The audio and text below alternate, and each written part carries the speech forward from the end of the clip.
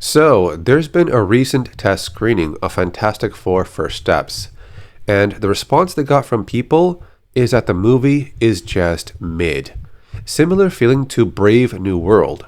That's what early reviews said about that film, and it turned out to be true. Anyways, the version people saw for this movie during the screening had incomplete CGI and the characters were lacking.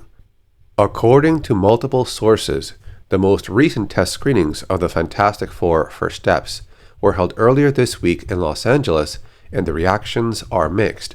Though it's still in the post-production phase, initial viewer feedback suggests the reboot might not be the triumphant return for Marvel's first family that Kevin Feige was hoping for.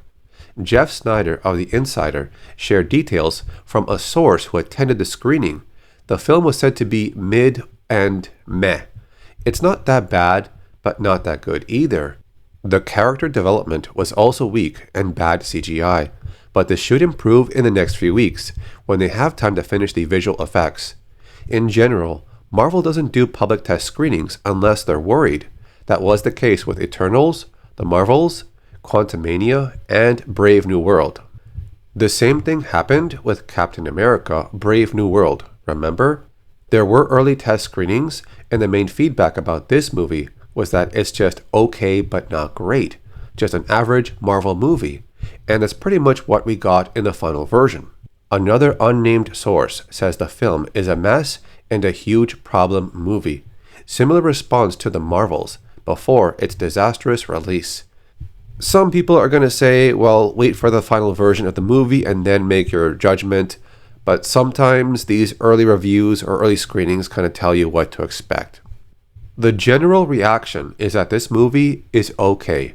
Even though this response is from a small number of people, the first act is said to be shaky, but it gets better when Galactus shows up.